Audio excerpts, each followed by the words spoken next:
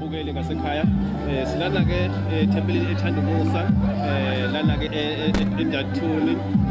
la sinobaba ke uShenge uzoke sithathe sibeke ukuthi umcimbi omuhle kangaka esubonayo la sibona khona abafundisi khona basuka kwahlabisa bakhona nabasuka kwaceza sibone bakhona ke abashumayeli khona basoza indawo nje bahlohlela bakhokheli sabona ukuthi kubonakala kakhulu nawe nje ukuyibonela nje kula sekhaya ephuma ke eThempelini njengamanje kuzo le yasekuseni bakuShenge asikube sikwamukela ngithokoze nabakaGesheng TV kuyintokozo ukuthi sibe nawe namhlanje kuyisabathe elingcele nje kwenzakalani la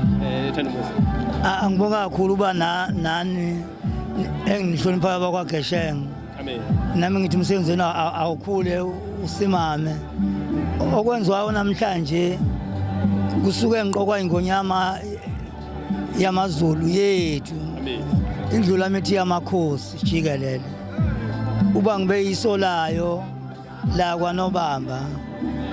bese kuthi ke insizwa engigida nazo esicaweni zasezithi zicela ukuhlonipha okwenziwe ingonyama nokwenziwe inkosi unyazi lwezulu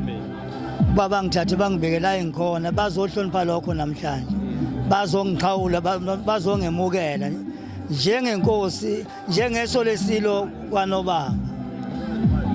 siyathokoza kakhulu sibulela ukuthi nomkhandlu usesana nawo ukhona mhlawumbe nje ukuthini uyibongela emkhandlweni nawo wonke nje abantu bathe baphuma nazathaza kweseka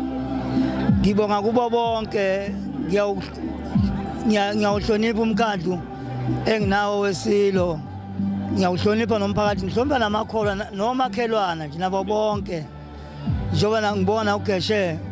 TV ngibonga kubo bonke abasukumile mabezwa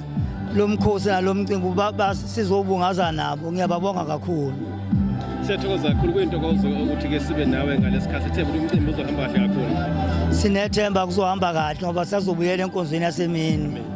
siyathokoza kuyintokozo sibe nawe